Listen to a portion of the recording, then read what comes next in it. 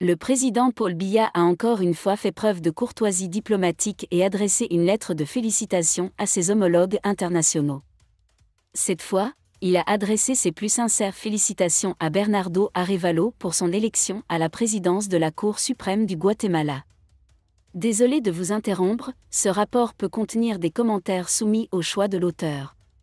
S'il vous plaît, si vous êtes nouveau sur cette chaîne, veuillez vous abonner et activer la cloche de notification. De cette façon, vous serez averti lorsque nous publierons de nouveaux rapports sur cette même chaîne. Merci.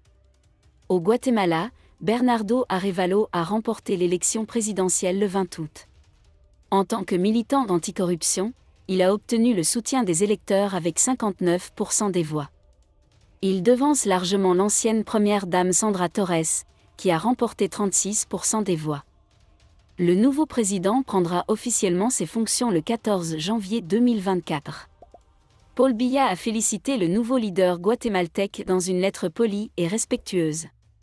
J'ai l'honneur de vous féliciter très sincèrement et sincèrement pour votre élection à la plus haute fonction du pays. Le chef de l'État du Cameroun a déclaré que je voudrais, entre autres, vous souhaiter du succès dans vos nobles fonctions et ainsi perpétuer ces grandes traditions diplomatiques. Emmanuel Frank Biya, fils du président Paul Biya et successeur proclamé dans la catégorie des Camerounais favoris, est un événement prestigieux qui met à l'honneur des acteurs venus de différentes régions du pays. Jacques Jorel Zhang a déclaré que cela était surprenant étant donné que l'homme proche du régime ne disposait pas d'arts martiaux pour se défendre. L'activiste ignore l'approche à la cuillère. Il détruit complètement tout sur son passage. À ma grande surprise, Emmanuel Frank Biya figure également sur la liste.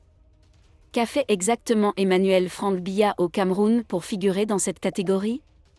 La belle famille de Noah, Rai, Foster a dû recevoir des millions pour consolider la colonie. Car force est de constater que l'entrée de ce fils Emmanuel Frank Biya n'est pas dangereuse. Notre objectif n'est pas seulement d'aller toujours plus loin, mais aussi de comprendre à quel point les Camerounais y pensent. Au fond, tout est orchestré selon la logique du consentement mutuel, et la famille Rust du Nord fera absolument tout pour gagner les faveurs de la famille du président. C'est une conséquence logique de la nomination d'Indira comme muse de Raz, devenue la Nura de la famille et une opportuniste. Oui. De cette intervention de Zhang, on apprend que le fait est que le successeur désigné, comme certains ont déjà appelé, est avant tout dans l'esprit des électeurs, et qu'il ne voit plus en lui une possibilité d'accéder au trône. Merci d'être resté avec nous jusqu'à ce point, comme toujours pour promouvoir la liberté d'expression. Laissez vos opinions à ce reportage dans. Si vous avez aimé cette vidéo, merci de liker, partager, commenter et surtout vous abonner à la chaîne. Et on se retrouve très vite pour une prochaine vidéo.